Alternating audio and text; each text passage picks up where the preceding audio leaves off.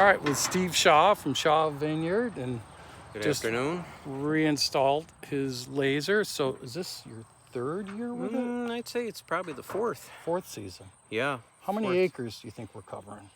This laser is covering 15 acres, and I think it does a great job. It's very effective. The way that you have programmed it. I think we have 9 different medium to short programs, Yep. and it really catches the birds off guard, which is the whole point. Right. They don't get used to it. Right. And I feel like this is one tremendous investment.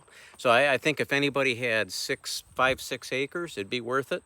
Up with one unit, up to 12 or 15 acres, depending on the lay of the land. Right. Where you kind of got a benefit in that tower in the Yeah, we have land a nice slope. It's about a 4 to 6 Yep. degree slope all the way down Yep. toward the lake.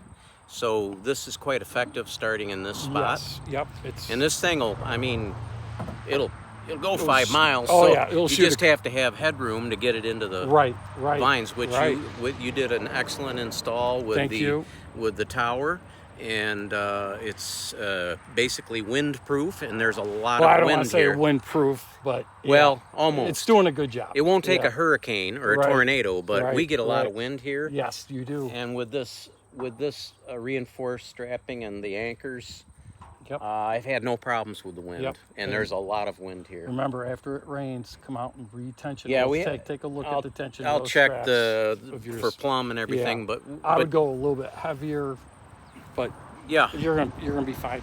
So, if you've seen a significant difference in your yield, no, absolutely no doubt that this scares away a lot of the birds. Yeah. I mean, there's nothing. Even nets are not bird proof. Right.